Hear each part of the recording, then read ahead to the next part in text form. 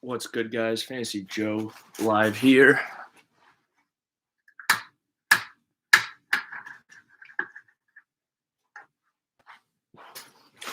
All right, what's good, guys? Fantasy Joe. Just going to be talking about some buy lows, some sell highs, some waiver wire guys I would be adding in fantasy football. So let's hop into it. I'm going to talk waiver wire guys to start off while people are filing in and stuff. First off, a guy I want to talk about, Tim Patrick, with the injury to Jerry Jeudy. I think he's a worthwhile add if you need help at your wide receiver position, especially in deeper leagues. He's a talented wide receiver. We've seen him be productive whenever he's been given the opportunity. He's got Teddy Bridgewater now. I think it's going to be him and Courtland Sutton as the wide receiver 1 and 2 combo, and I expect him to get more work moving forward. I think he's a solid bench wide receiver to add, so keep an eye on Tim Patrick. Another guy, Latavius Murray for the Baltimore Ravens, if he's still out in your leagues. Saw him out carry Tyson Williams. I still think Tyson Williams is a back I want to own moving forward, to be honest with you. He just looked like he had more juice. Was utilized a little bit more in the passing game as well, I do believe. Let's see if Latavius Murray had any catches in the passing game. I'm not sure, actually. But he did just get there, so potentially he could become more involved in the passing game. Although that's not something we the Ravens running backs to be super involved in. No, 0 catches. But yeah, I think he's a worthwhile add as well. Christian Kirk, he's a talented wide receiver. I could see him being the number 2 in Arizona. I think that's just based on talent, though. I think Rondell Moore's talented as well. AJ Green got a lot of targets, so there's a lot of mouths to feed in that offense. But he's a keep an eye on a guy. I think he's a good wide receiver. And that air raid, he's very interesting. Another guy, I think the number 1 tight end add, if he's out in your rosters, is Dallas Goddard with the injury to Zach Ertz, that hamstring injury. I would really love to add Dallas Goddard if he's out there on my tight end waiver wire, and I needed that position. I would definitely use it on him. As I said, with that injury to Zach Ertz, he should be very productive.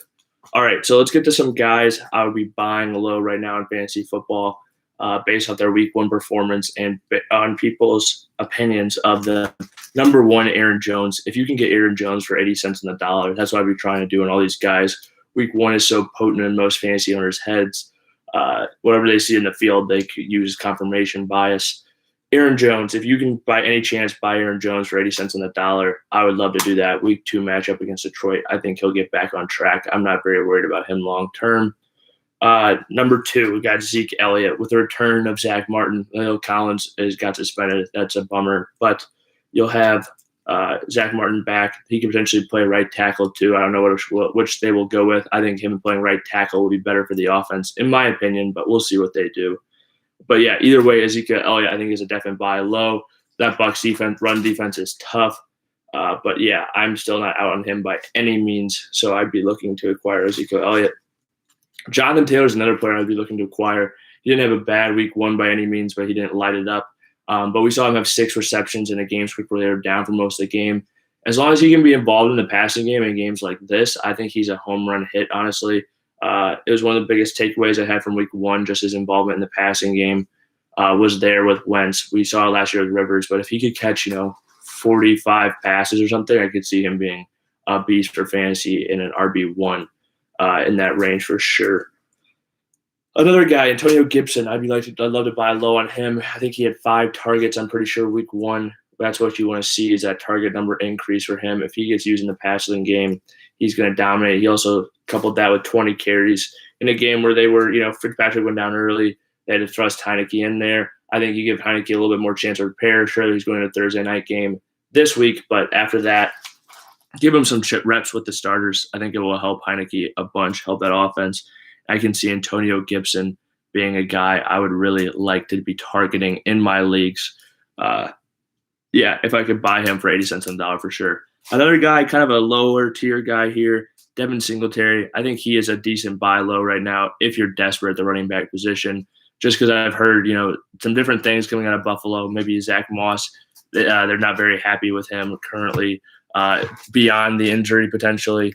And I've heard that, he has been taking over. We've seen Devin Singletary be taking over the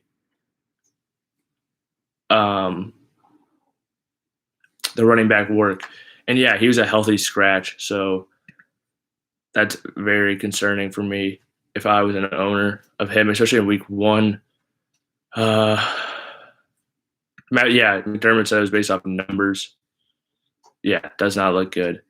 I heard some people say they thought Matt Breida was a better back, is what the Bills thought, which, would be extremely alarming for Zach Moss owners. And that's why I think Devin Singletary, if he is the only back there in Buffalo, I don't think they're going to run the ball a lot, but that's a workload, on an offense that has a good chance of scoring. I think you do a lot worse than buying low on Devin Singletary, your running back position. All right, now I'm going to hop into the sell high. Get a few players that I would be selling high on currently. Number 1, Deebo Samuel.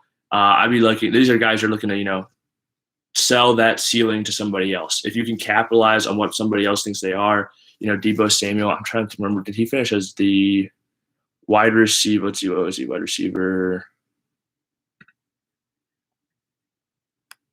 One sec. Wide receiver 3 this week. If you can sell someone on here that he's a top 5 wide receiver in fantasy, I would go ahead and do that, ship him off.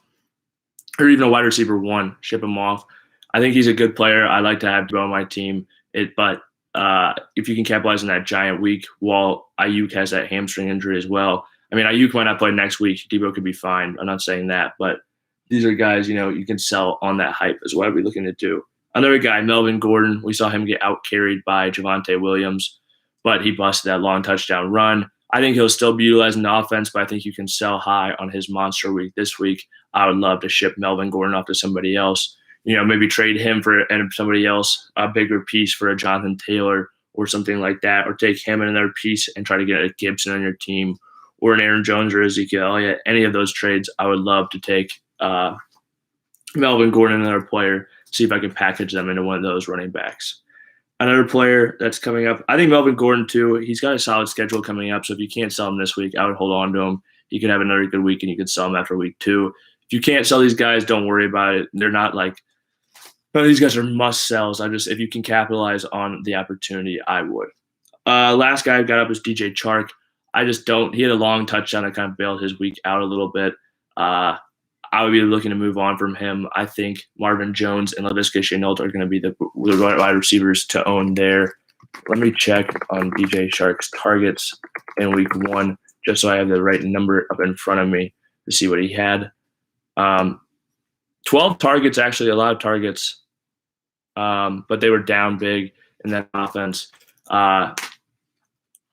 Maybe I wouldn't sell high on DJ Chark, but he just didn't look great. And I just heard Urban Meyer's comments on him kind of scare me away. I just don't know if they're going to continue to utilize him as the one in this offense. I think you might be able to sell him as the one. If you can get wide receiver 2, high-end or wide receiver 2 value for DJ Chark, I'd be moving on from him. But, you could do a lot worse than 12 targets and 86 yards for a touchdown in week 1. But, 3 receptions was the scary part. But, he is a deep play receiver. If he gets 12 targets, good chance he's going to connect on that. But that's going to conclude the live stream. Thank you guys for watching. And Fantasy Joe, hit that sub button, hit that like button. And if you have any questions or comments, leave them in the comment section down below. I'll respond. Check out my waiver wire video. See you guys.